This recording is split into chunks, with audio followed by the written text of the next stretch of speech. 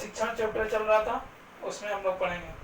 शिक्षण की प्रकृति एवं विशेषताएं जो होती है बहुत ही प्रमुख रूप से निम्नलिखित होती हैं, अलग अलग होती हैं, अलग अलग तौर पर बताया जाता है। जैसे पहला ही होता है क्या कि शिक्षण क्या है, शिक्षण एक सामाजिक प्रक्रिया है। समाज में रह के हम लोग क्या करते हैं, एक से अधिक प्रकार के बारे में सीखते हैं, ठीक है। समाज में बहुत सारे नेगेटिव पॉजिटिव बातों को सीखा जाता है, इसलिए बोला गया कि शिक्षण क्या है, सामाजिक प्रक्रिया है, ठीक है। हमारा स्कूल क्या है, एक तरह का समाज ही ना है।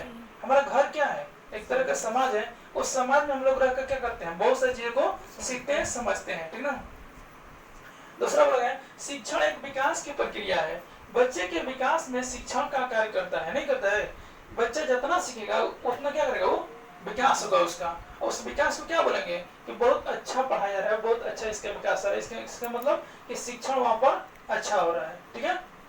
अगला बोला जाता है शिक्षण जो होती है आमने सामने होने वाली प्रक्रियाएं होती हैं। क्या होती है, शिक्षण जो होती है आमने सामने होने वाली प्रक्रिया होती है। जैसे इंटरव्यू में क्या होता है, आमने सामने वार्तालाप होता है, कम्युनिकेशन होता है, ठीक है, वार्तालाप तर्क वितर्क होता है। उसी चीज को बोला क्या कि शिक्षण आमने सामने होने वाली एक प्रक्रिया है।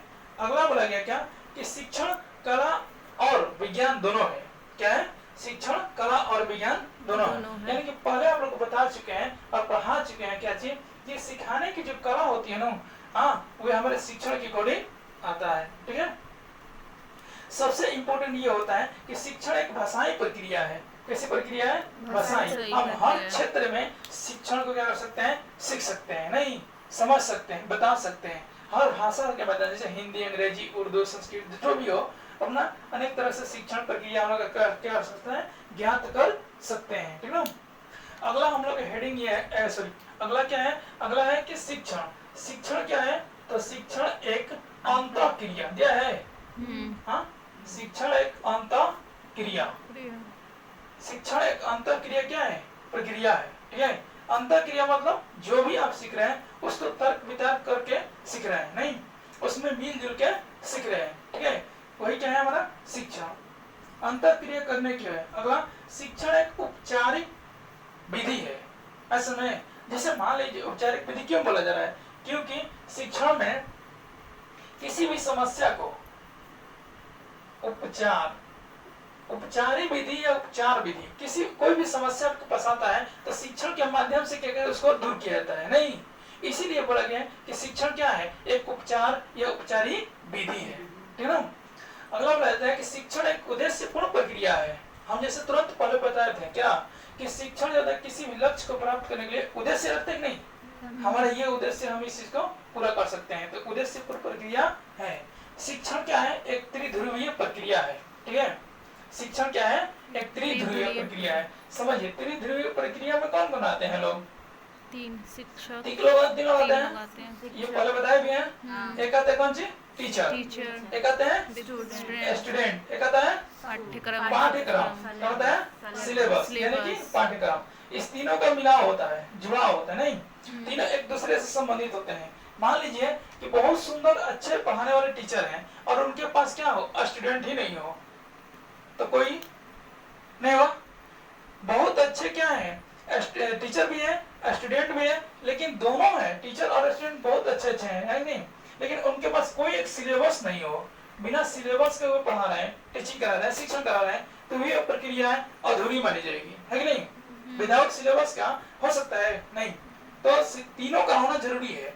मान लीजिए कि आपके पास शिक्षण है, पाठ्यक्रम है, कोई सिलेबस है, लेकिन आपके पास कोई टीचर ही नहीं है अच्छे पढ़ाने के लिए, है कि नहीं, तो ये हमें नहीं चलेगा। और मान लीजिए कि टीचर और सिलेबस दोनों है, लेकिन आपके स्कूल में बच्चे ही नहीं है, तभी ये काम नहीं चलेगा।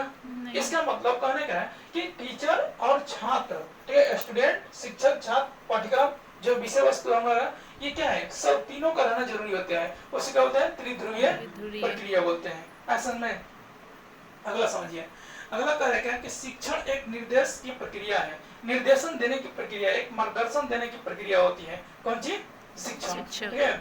उसी निर्देशन के उसी दिशा निर्देश में जो बच्चे होते क्या करते हैं, फॉलो करके अपना रिजल्ट, अपने लक्ष्य को प्राप्त कर सकते हैं, नहीं। अगला कह रहा है कि शिक्षण औपचारिक एवं अनौपचारिक दोनों है, ठीक है, औपचारिक एवं अनौपचारिक दोनों है। समझिए बात को, औपचारिक क्या होता है, अनौपचारिक क्या होता है। देखिए औपचारिक में ये चीज होता है कि हमारा जो सिलेबस है वही चीज फिक्स रहता है, यानी कि साल भर के कोई कोर्स, जैसे मान लीजिए बीएड कर रहे हैं ना आप लोग जी, तो बीएड में क्या होता है 2 साल का कोर्स होता है फिक्स, कितना 2 साल का।